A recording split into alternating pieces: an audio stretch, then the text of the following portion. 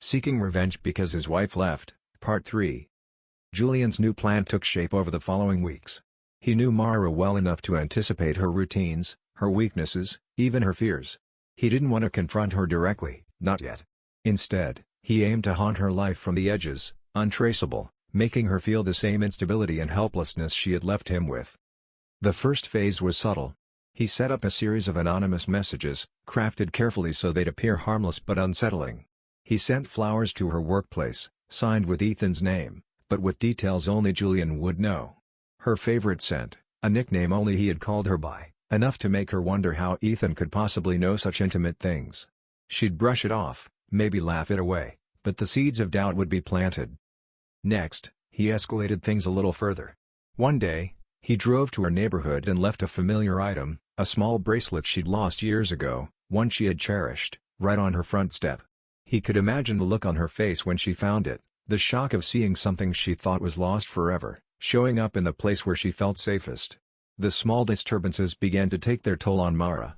She started posting vague messages online, talking about feeling watched, wondering if she was imagining things. Julian felt a twisted sense of satisfaction as he watched her unravel, feeling her discomfort bleed through in her words, in the slight strain in her smile and new photos. But it was the final stage that Julian waited for, the one that would make her question everything about her life with Ethan. He arranged for someone to follow Ethan, to capture photos of him alone, of him with other women, perfectly innocent encounters that Julian could twist into evidence of betrayal. He sent the photos to Mara in an unmarked envelope, with a single line scrawled on the back of each one, "Isn't this what you wanted?" The effect was exactly as he'd hoped. Within days, Mara's online presence changed completely. The couple photos with Ethan vanished.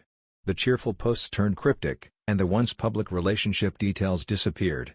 It was clear that his plan was working. He had introduced enough doubt to erode the foundation of her happiness. One night, parked outside her apartment again, Julian saw Mara step out, her face drawn and her movements cautious, as if she were looking over her shoulder. For the first time, she looked vulnerable, like someone who understood what it felt like to lose control. But as Julian watched her, he felt something unexpected, a hollowness settling in his chest. The satisfaction he thought he'd find in this revenge was slipping away, replaced by a strange emptiness. His plan was nearly complete, yet it didn't heal the wound her betrayal had left. He gripped the wheel, caught in a battle between his anger and the emptiness consuming him, realizing that revenge had taken him down a road he wasn't sure he wanted to follow anymore. Like, comment and share for Part 4.